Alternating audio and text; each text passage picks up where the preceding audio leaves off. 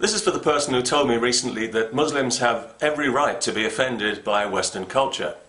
Of course they do. All I'm saying to offended Muslims is do us all a favour and keep it to yourself, because nobody likes a crybaby. But now I'm thinking that perhaps I'm wrong about this, and that maybe we should all be a lot more offended as often as possible to fully embrace this new culture of knee-jerk offence and give it every chance to work. After all, we in the West have many more reasons to be offended by the religion of peace than it has to be offended by us. I'm offended by the very term religion of peace, which I regard as a far greater lie than any of the superstitious nonsense about flying horses or angels in caves, and I think it should be prosecutable under the Trade Descriptions Act.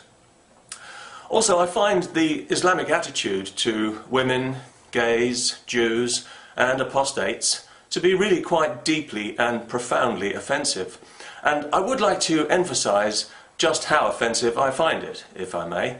I find it mind-blowingly, soul-witheringly and unforgivably offensive. Where do I apply for my compensation? Now, I want to make it clear that I'm only offended by Islam because I'm offended by cruelty, intolerance and oppression. If Islam wasn't cruel, intolerant and oppressive, well then I wouldn't be as offended as I am. Obviously I would still be somewhat offended because Islam would still be pushy, confrontational, demanding and threatening. If it wasn't pushy, confrontational, demanding and threatening, I wouldn't be as offended as I am. Obviously I would still be somewhat offended by the ridiculous hair-trigger sensitivity to criticism and of course the cynical manipulation of language. Who could forget that? So yes, I'm offended by Islam in so many ways you really don't want to know. Oh, you do? Oh, okay, well, where to begin? Well, I'm offended by a religion that regards the female half of humanity as innately inferior and deficient. And I'm offended that we all pretend that isn't the case, when we all know it bloody well is, and it will remain the case until we do something about it, because nobody else is going to. I'm offended that I live in a society where a little girl can be forced to walk around everywhere concealed inside a black sack. Is that religious freedom or is that child abuse? And at what precise point does one become the other, without the Catholic Church being involved? I'm offended by the dozens of Sharia courts in Britain that are allowed to treat women by law as less than fully human, and by the thousands of genital mutilations, not one of which has ever been punished despite carrying a theoretical 14-year prison sentence. And I'm offended and embarrassed in equal measure by the deafening silence on these matters from progressive Western feminists who think we shouldn't impose our values on Muslim women because that's the job of Muslim men. I'm offended that anyone who burns a Quran in Britain will go to prison, but if they burn a Bible, they won't. I'm offended when Saudi-funded Islamic schools are found to be using books that teach violence and hatred and are not shut down and everyone connected with them run out of the country on a rail. I'm offended that we allow extra unnecessary cruelty in slaughterhouses to accommodate Islamic superstition, and then we allow that meat to be sold, unlabelled and fed to children in schools without their parents' knowledge or consent, because we've learned the hard way that if we don't do things the Islamic way, there'll be trouble. I'm offended by that.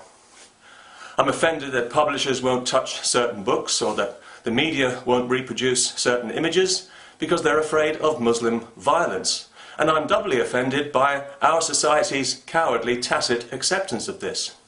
I'm personally deeply offended by anyone who thinks I'm stupid enough to think I should give a damn about their carefully manufactured feelings, especially when it comes to the cultural terrorists' favourite word, Islamophobia, which is Islamic shorthand for free speech, secular democracy and common sense. I'm offended that anyone who speaks up for these things is likely to be deemed an Islamophobe and by extension a racist, because Islam is a race, apparently, a race of quite diverse ethnicity, it has to be said, but if you point this out you'll be called an Islamophobe and a racist. Yet we know that racism is driven by fear and insecurity, which manifest themselves in things like intolerance, supremacism and separatism. Precisely the qualities we've come to associate with the religion of permanent offence, the one that likes to label everybody else mentally ill. If Islam is a race, and either it is or it isn't, let's make up our minds, shall we? Then Islamic supremacism is racism, and Islam is the most racist ideology on the planet. On the other hand, if it's not a race, then criticising it is not racist. So what's it going to be, people? Racist or not racist? Answers on a postcard to the racists at the East London Mosque, an institution which you won't be surprised to hear offends me. Indeed, whenever I hear, as I often do, about a visiting preacher at that place calling for death to gays and not being immediately arrested and deported with a firecracker up his arse, I'm offended to the point of virtual apoplexy. And I'm incandescently offended that Islam doesn't like free speech unless you're preaching death to gays and apostates, and then you can have as much of it as you like, in the sure knowledge that no Muslim, extremist or moderate, will call you what you are, a savage and a nutcase.